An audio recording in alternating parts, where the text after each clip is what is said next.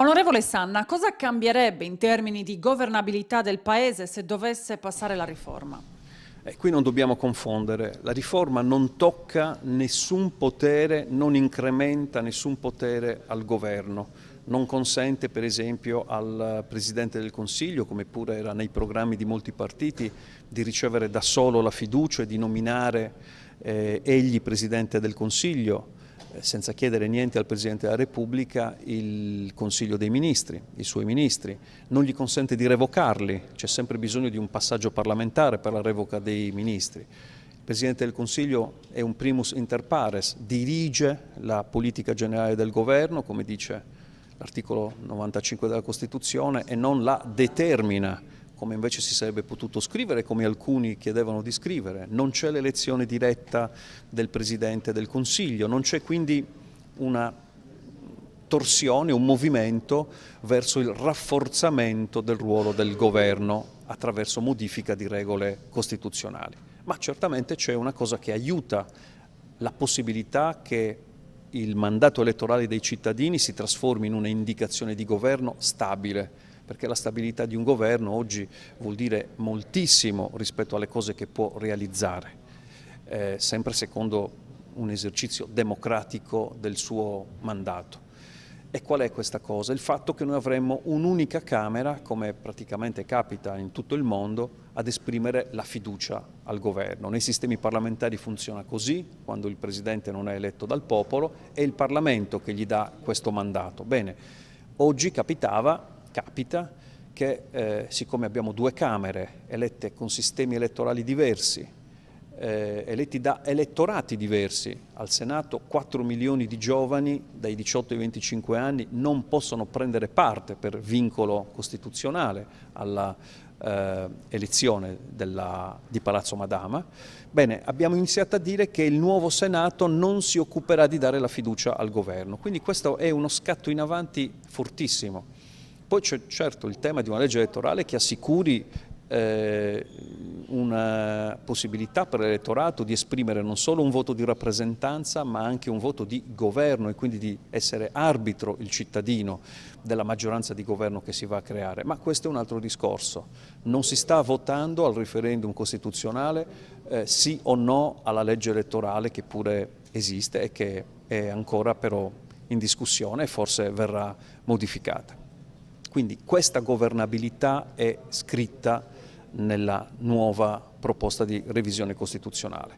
Poi risolviamo alcuni problemi annosi. I governi avevano necessità di fare provvedimenti di legge efficaci subito e veloci, perché nel rimbalzo tra la Camera e il Senato spesso questo porta via molto tempo.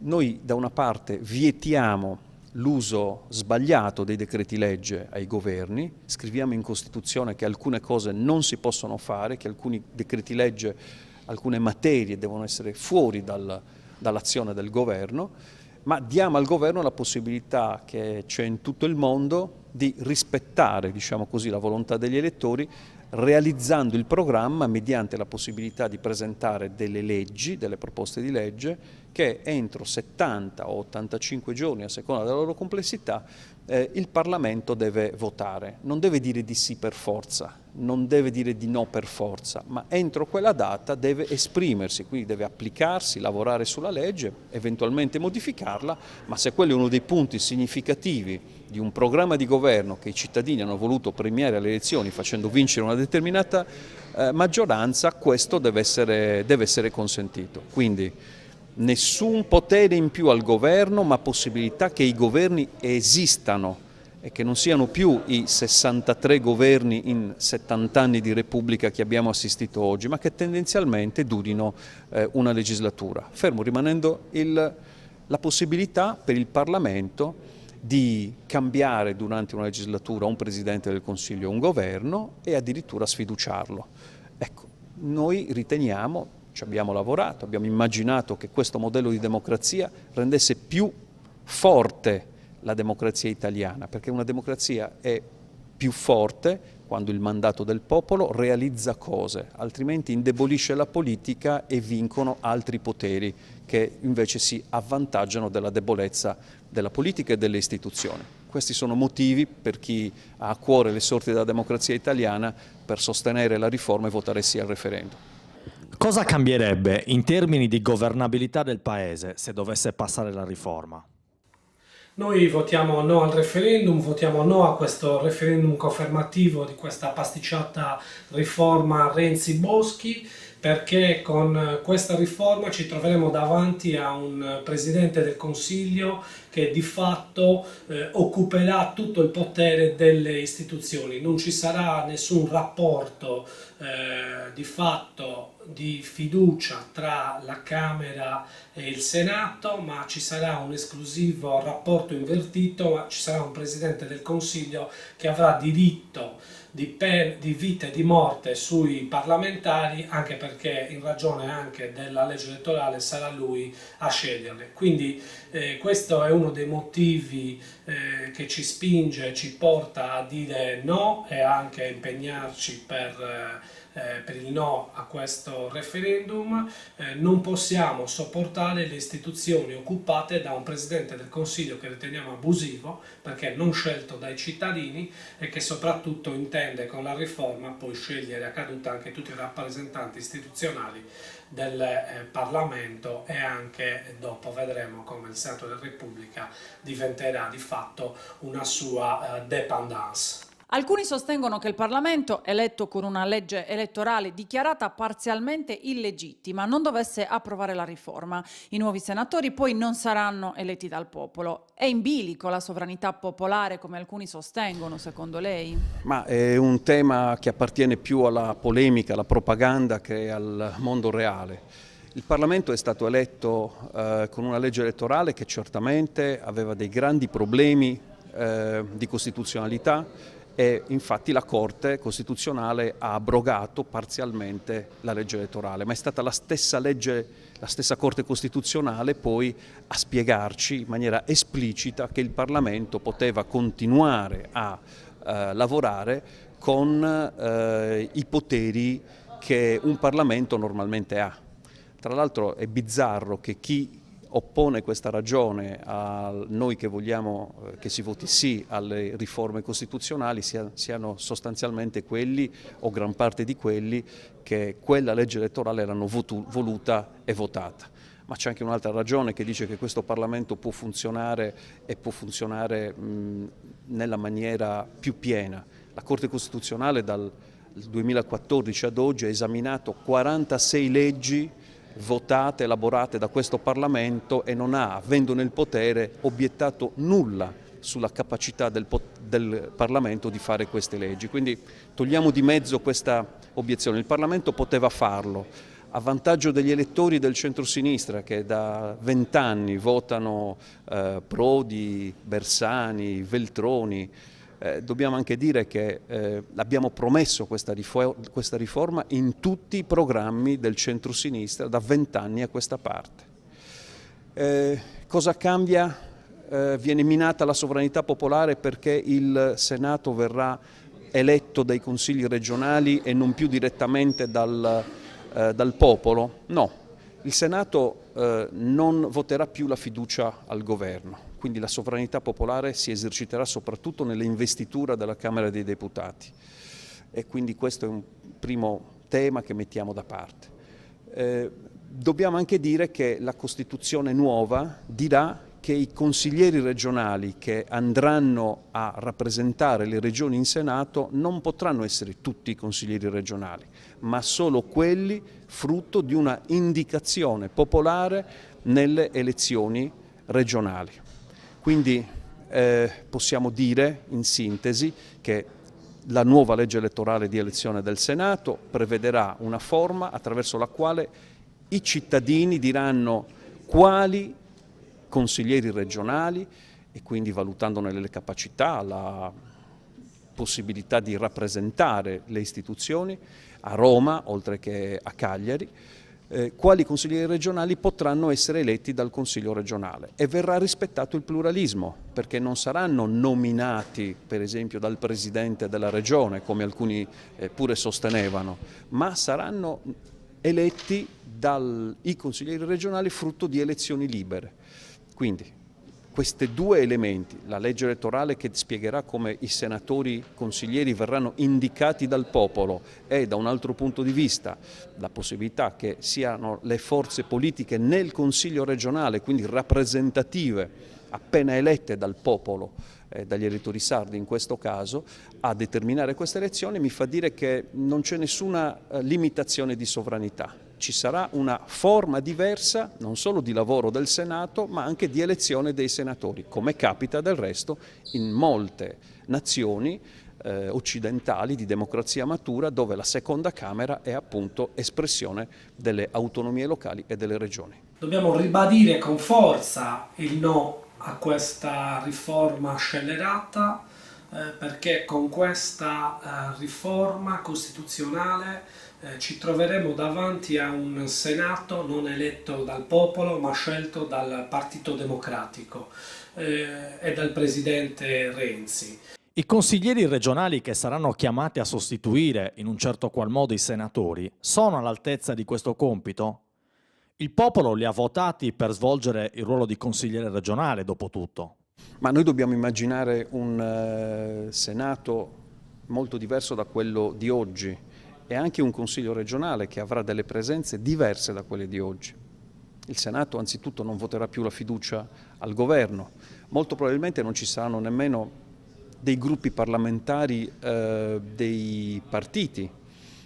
Sarebbe bene che non ci fossero, che ci fossero delle aggregazioni di tipo territoriale.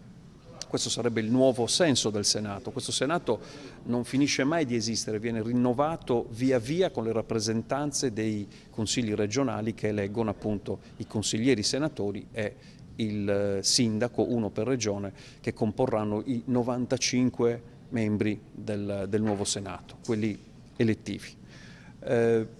Quindi non immaginiamoci un Senato che inizia a lavorare il lunedì e finisce il venerdì tutte le settimane. Organismi simili a quelli di cui stiamo parlando, per esempio il Bundesrat tedesco, si riuniscono una volta al mese, hanno una settimana di lavoro al mese.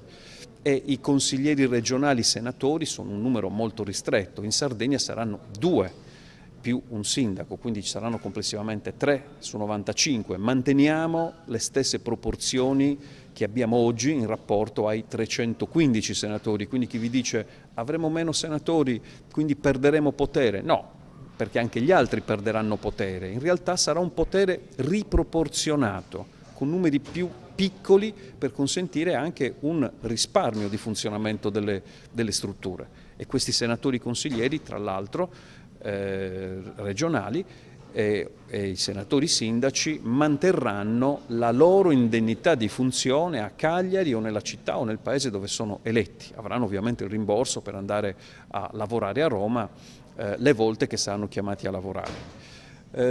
Perdiamo sovranità perché questi consiglieri vengono nominati? No, non è una nomina, è un'elezione, perché la legge elettorale che dovremo scrivere se la riforma viene approvata nei mesi successivi alla sua approvazione, prevede una indicazione da parte dei cittadini, dei consiglieri che potranno essere eletti. Quindi non tutti i consiglieri potranno essere eletti, ma solo quelli che i partiti, le liste avranno selezionato e offerto alla valutazione dei cittadini. Quindi ci sarà una evoluzione nei comportamenti dei partiti. Ci saranno dei consiglieri che i partiti e le liste candideranno per la gestione legislativa ordinaria, se così possiamo dire, di tutto quello che si fa in un consiglio regionale, e ci saranno poi dei consiglieri che avranno attitudini e qualità particolari valutate dal popolo in sede di elezione, che costituiranno il corpo più ristretto dei consiglieri regionali che potranno essere eletti in Senato. L'elezione è del Consiglio regionale e quindi è una investitura che da una parte funziona come ratifica, cioè ho visto cosa hanno detto i cittadini, confermo questa loro volontà, ma è anche una investitura specifica, cioè mando dei consiglieri in rappresentanza della regione, nel nostro caso della regione Sardegna, con un mandato specifico.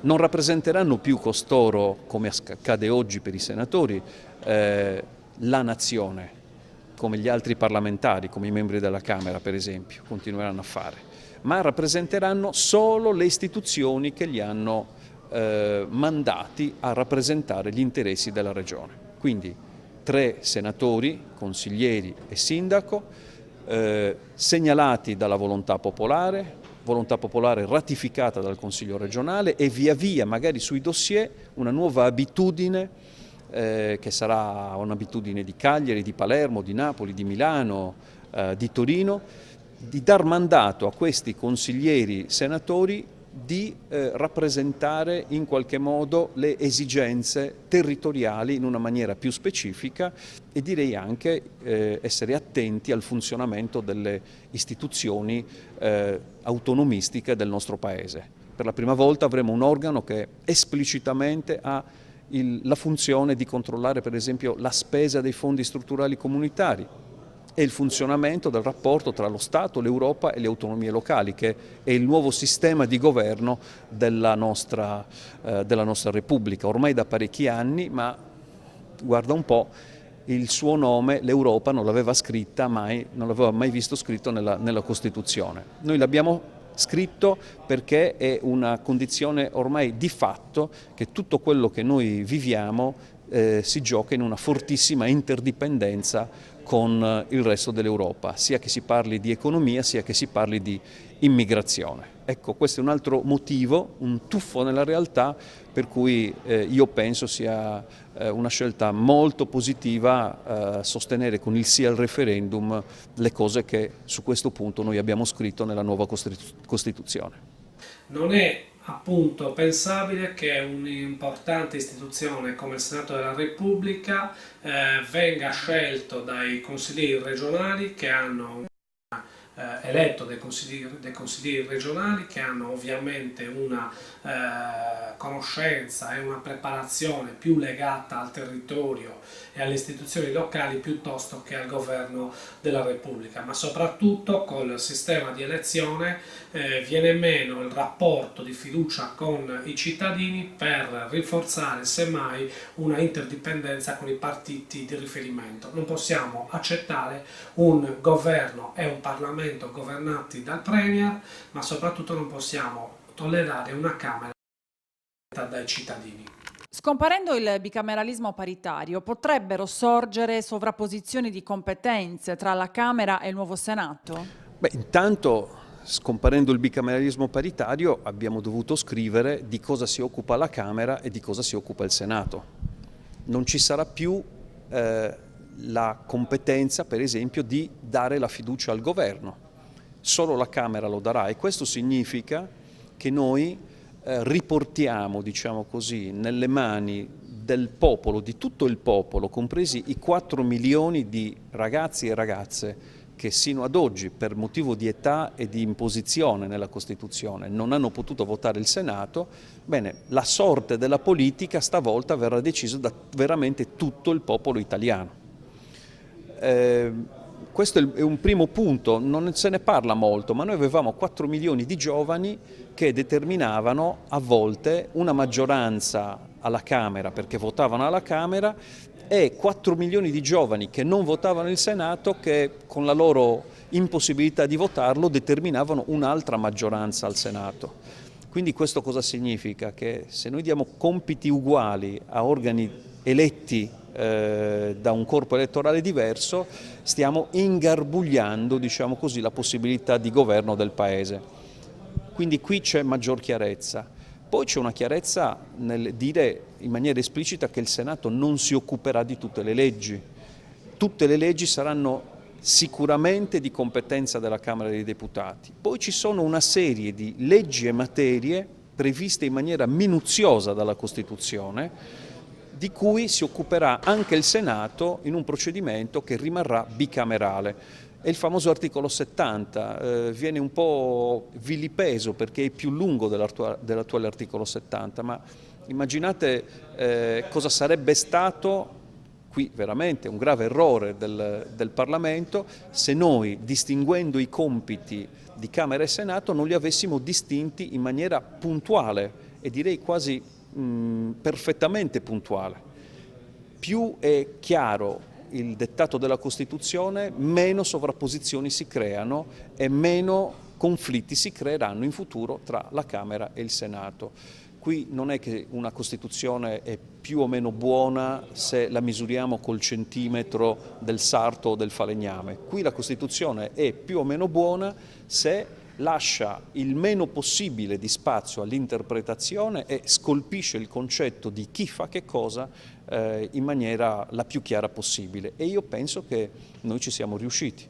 Il Senato si occuperà insieme alla Camera di, per esempio, stabilire le leggi ordinamentali delle autonomie locali, si occuperà di stabilire quali sono le novità in materia costituzionale, non si occuperà più, per esempio, di leggi che riguardano i profili della moderna bioetica, oppure non si occuperà più del diritto civile o del diritto penale o dei tribunali e delle regole che presiedono il processo penale o civile nel nostro Paese.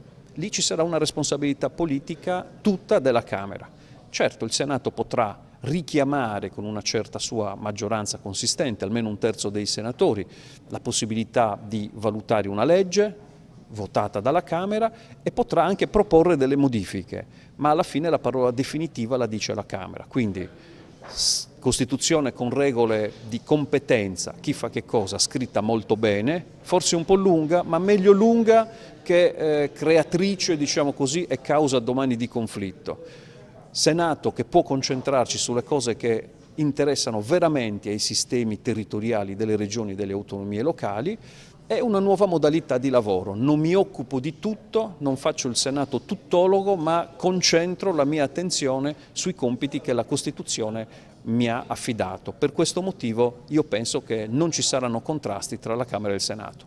Più volte nel corso degli anni si sono succeduti governi di centrodestra che lei stesso ha sostenuto, i quali hanno tentato di modificare la Costituzione senza però riuscirci. Perché questa volta che si presenta l'occasione voterà no?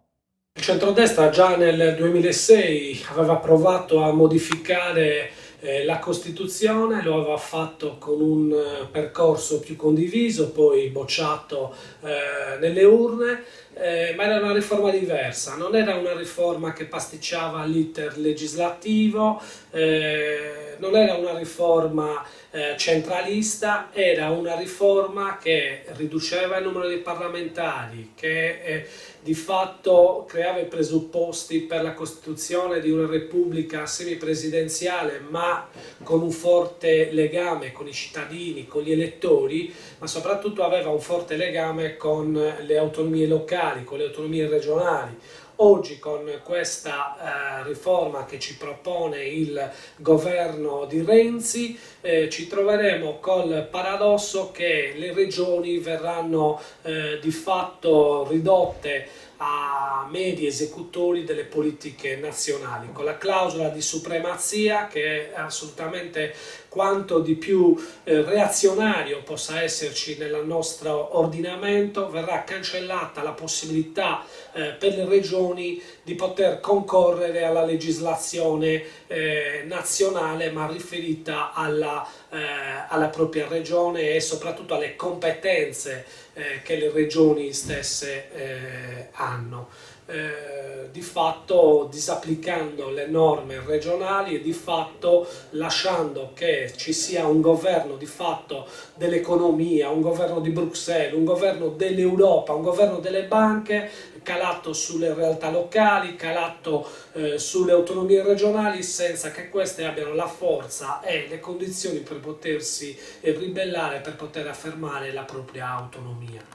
La riforma prevede anche la modifica del titolo quinto, ovvero i rapporti tra Stato e Regioni. Che cosa cambierà in particolare per la Sardegna?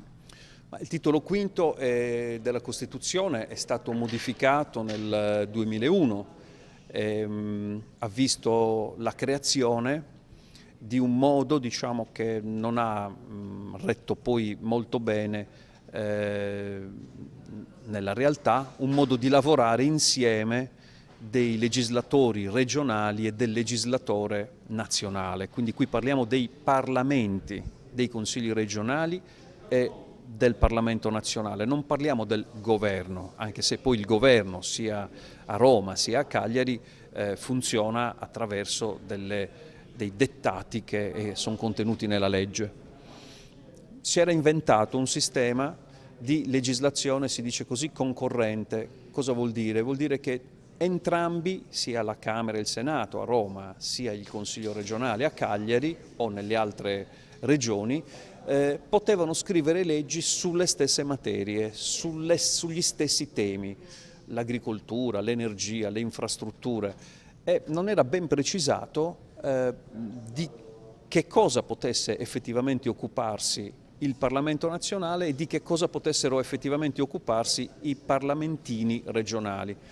Questo ha dato origine a un fortissimo conflitto. C'è un giudice determinato dalla Costituzione nel conflitto tra lo Stato e le regioni, è la Corte Costituzionale. Pensate che negli ultimi anni circa la metà delle sentenze della Corte Costituzionale avevano ad oggetto i conflitti tra lo Stato e le regioni.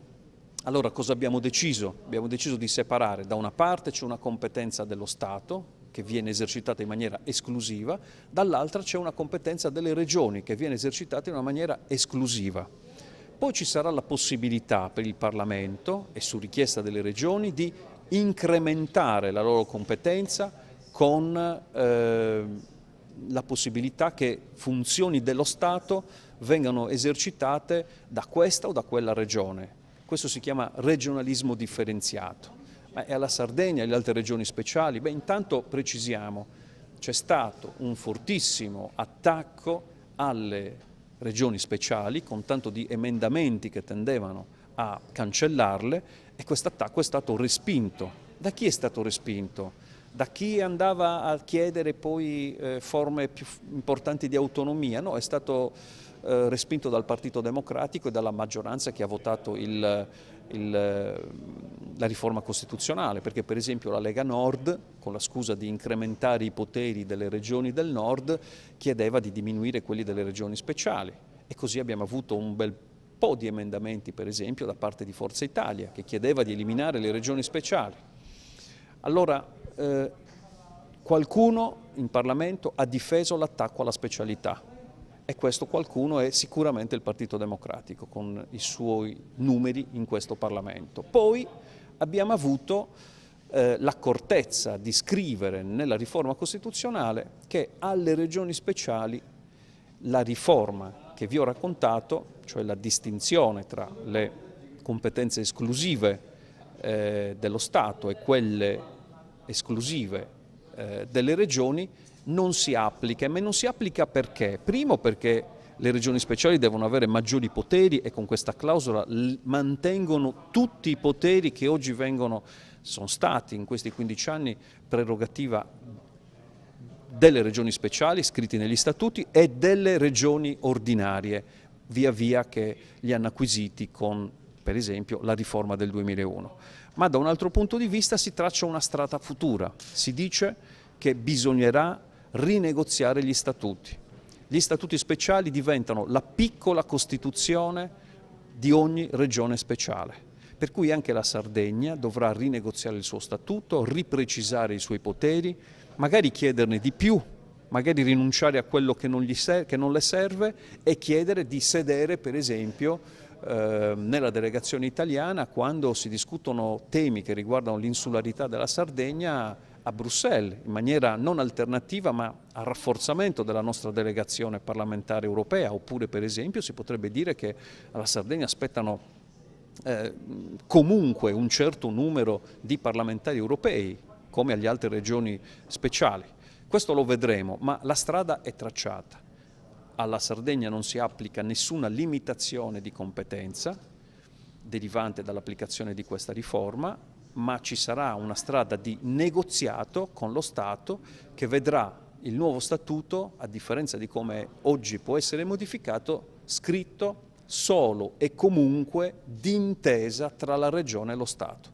Quindi un nuovo statuto con i nuovi poteri della Regione, un nuovo patto, diciamo, di convivenza tra la Sardegna e il resto d'Italia, un percorso che avrà bisogno di un'attenzione del tutto particolare della politica, della cultura e della società sarda. Se dovesse passare la riforma Renzi-Boschi, la Sardegna non sarebbe più una regione a statuto speciale, non sarebbe più una regione autonoma in buona sostanza. L'applicazione delle clausole di supremazia dello Stato sulle politiche regionali di fatto cancelleranno la nostra storia, cancelleranno il nostro statuto del 1948 che è norma costituzionale dello Stato, cancelleranno quindi in un solo colpo la nostra tradizione autonomista, la nostra storia di lotte per affermare un principio di autodeterminazione della nostra regione. È vero che c'è tanto da modificare nel rapporto con lo Stato, soprattutto per quanto attiene le entrate, per quanto attiene le politiche di semplificazione dei quadri di riferimento regionale, sugli enti locali, sull'urbanistica, l'edilizia. Bene, con questa riforma potremo dire addio anche a questa opportunità. La Regione Sardegna deve rispondere con un motto di ribellione pacifica. Il 4 dicembre